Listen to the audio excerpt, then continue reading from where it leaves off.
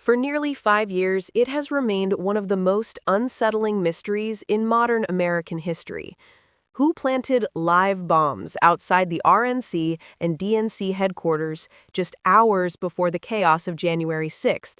For years, we were told the trail was cold, but today that silence was broken. An arrest has been made. However, the bombshell isn't just who they caught. It's the accusation coming from the new leadership at the Justice Department that the evidence to solve this case was sitting in FBI files the entire time, ignored for 4 years. To understand the gravity of today's news, we have to go back to the night of January 5th, 2021.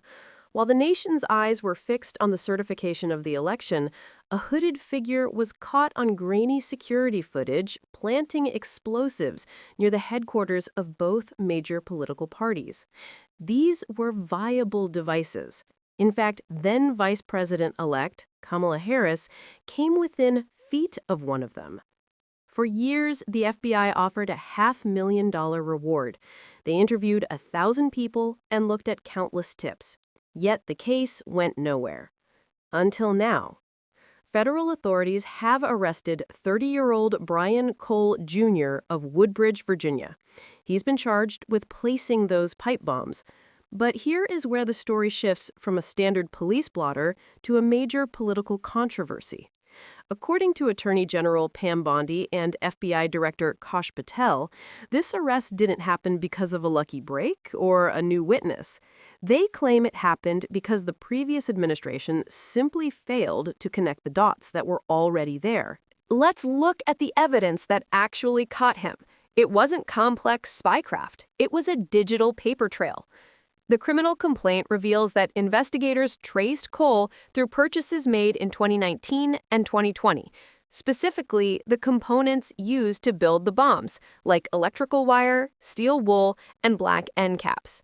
Furthermore, cell phone data placed Cole's phone near the RNC and DNC on the night the bombs were planted, and license plate readers even spotted his Nissan Sentra in the area. Now, you might be asking the obvious question. If they had credit card records of bomb components and cell tower pings from the night of the crime, why did this take 5 years? This is exactly the point the new Justice Department leadership is hammering home. Listen to the language used by General Attorney Pam Bondi. She stated plainly that this cold case languished for 4 years and that the lack of movement undermined the public trust.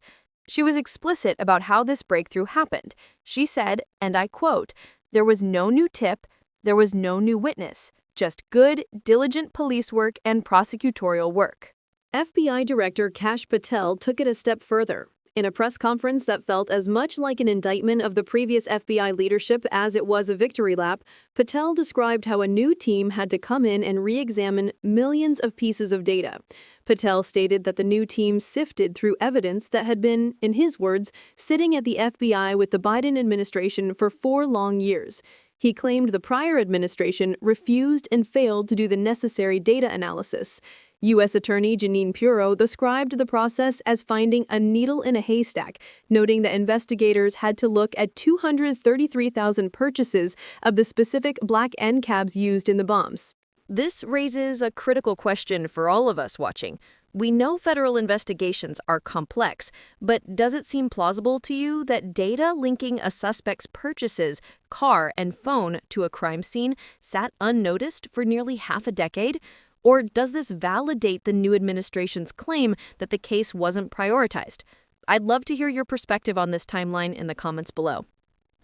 So, who is the man at the center of this manhunt? Brian Cole Jr. is a former mechanical engineer who was living with his parents in a suburb just 35 miles from the Capitol. He has no prior criminal history mentioned in the initial reports. When he was arrested, the operation was described as flawless by Director Patel, who emphasized that they took their time to ensure the safety of law enforcement given the suspect's alleged history with explosives. Interestingly, despite the intense political nature of the target hitting both the RNC and DNC, officials have not yet released a motive. Was this an attempt to divert police away from the Capitol, as many have theorized? Or was it an agent of chaos acting alone? The complaint doesn't say, and officials declined to comment on his political motivations. What we do know is that the tone of the Justice Department has shifted dramatically. Deputy Director Dan Bongino made a point to say, "This is what it's like when you work for a president who tells you to go get the bad guys and stop focusing on other extraneous things." This arrest is being framed as a fulfillment of a promise to restore order and trust, but it also serves as a sharp critique of the previous years. As the legal process moves forward, Cole is expected in court on Friday, we are likely to learn more about exactly why those dots weren't connected sooner. For the families who lived in fear and for a nation that has wondered about that hooded figure for years, this is a moment of closure. But for the institutions of justice, it opens a new chapter of scrutiny regarding how our top agencies handle their most sensitive data. If you found this analysis valuable, please make sure to like and subscribe for more in-depth political commentary. We dig through the documents so you don't have to. Thanks for listening, and we'll catch you in the next one.